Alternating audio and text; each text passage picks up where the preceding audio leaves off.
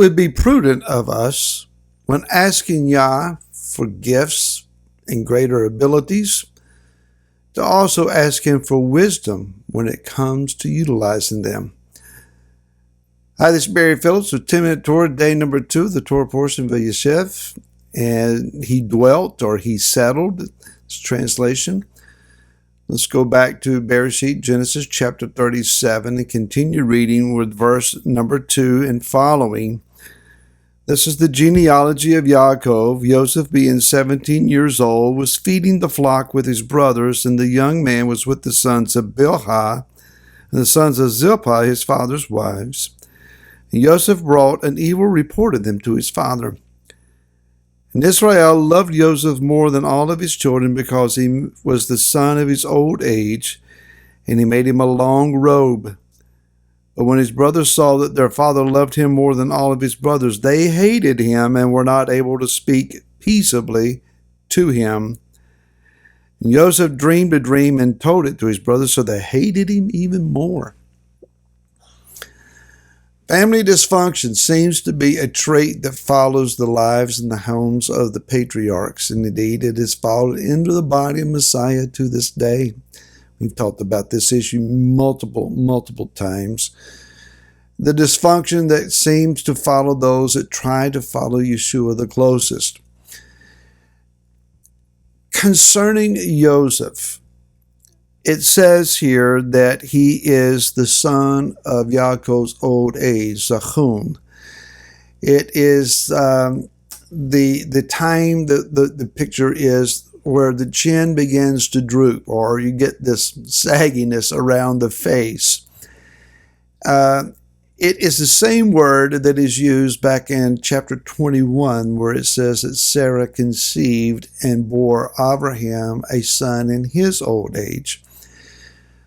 So perhaps there is this understanding in Yaakov's mind that as Yitzhak was born to his grandfather in his grandfather's old age, Joseph being born to him in his old age, the equality between Yitzhak and Joseph must be there, and therefore Joseph must be the chosen one. At some point in the lineage of the patriarchs, there has to be a change where one generation chooses, or out of each generation, a son is chosen to carry the Bekira, the blessing of the lineage of the seed that was promised in chapter 3, verse 15, the Mashiach, the anointed one, the deliverer who would come and crush the serpent's head, and also to inherit the land that was promised to Abraham, I think back in chapter 15. So Yitzhak was chosen, Yaakov was chosen. Now there are 12 sons. Who is going to be chosen? Well, at some point, the idea of a single heir has to be enlarged and broadened to the concept of the entire family is taken. Because we're talking about building a nation here, not just an individual. This must have been, I think, in the mind of the brothers as they were looking among themselves and said, there's just too many of us that are good choices. He has to choose all of us. He has to bless all of us. And out of that mentality, here comes Joseph, and it says that his father made him the Hebrew here is Ketenet Pasim. It is often translated as a robe of many colors. The Hebrew really doesn't say many colors. Now, that has been the traditional interpretation. What it says is that Yaakov made Joseph a long tunic garment. That is, a long shirt robe style garment. Pasim says the palms, that the garment came down and covered over the palms, as if the garment was just too long in its construction and it covered the palms. Well, what is that saying to us? It is the same idea of the robes that were given to the children of the monarch or the sovereign. They're not going out in the fields and working with hand tools. Their palms are covered. That is to indicate that they're not doing hand-on labor. They are a different class of individuals.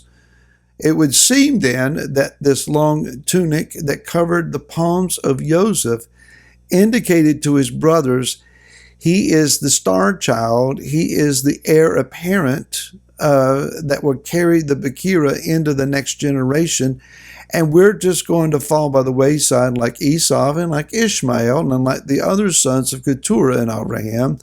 Will be blessed and sent away, and everything will go to him. And in their mindsets, I'm sure that there was understanding of, but wait a minute, we were here first. Joseph is not only chosen by his father, he is also chosen by Yah. But that does not mean that he is matured and fully capable of walking in his calling.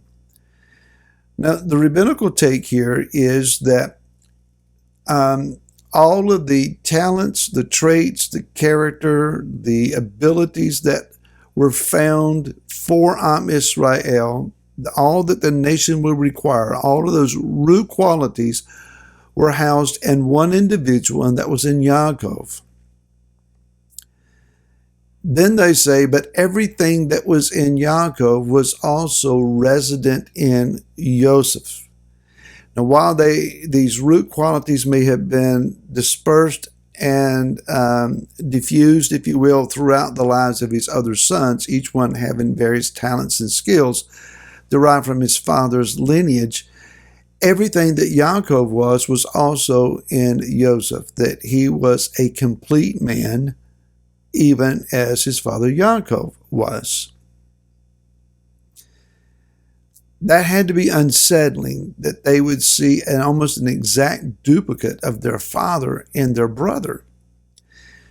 What did not help is that Joseph then, heir apparent in their imagination, starts having prophetic dreams. Now, it's just dawned on me in studying this that as a prophet would have a mantle, such as Eliyahu Hanavi, Elijah the prophet, had, he would take that mantle and wrap himself in it, and he would have revelation, whether it's a vision of the Most High or a word from the Most High. If you read 1 Samuel, chapter 30, concerning David and his men at a place called Ziklag, where they had settled down, when they lost Ziklag and they lost all of their wives and children to the Amalekites, a raiding party, the men lost confidence in David and were ready to stone him and just go home a broken people.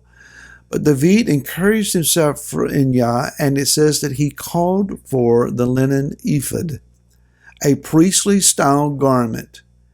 And when he took home that garment, he began to inquire of Yah and asked, shall I pursue, and will you enable me to recover all that we've lost? He began to discern the voice of Yah.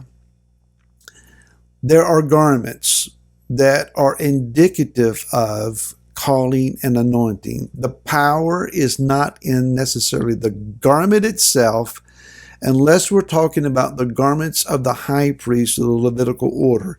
There's a certain set-apartness and extreme holiness that is attached to those particular garments that we'll read about later on as we get into other books. But suffice to say at this point that there are garments that indicate authority and power.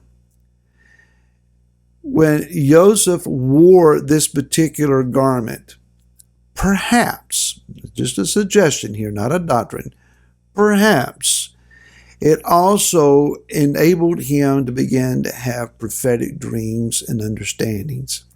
The problem was that the man or the individual wearing the garment was not fully yet groomed in his interior makeup to match the exterior covering.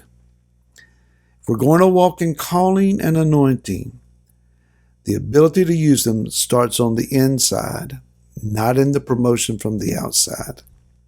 We'll pick this up again tomorrow. To then, shalom.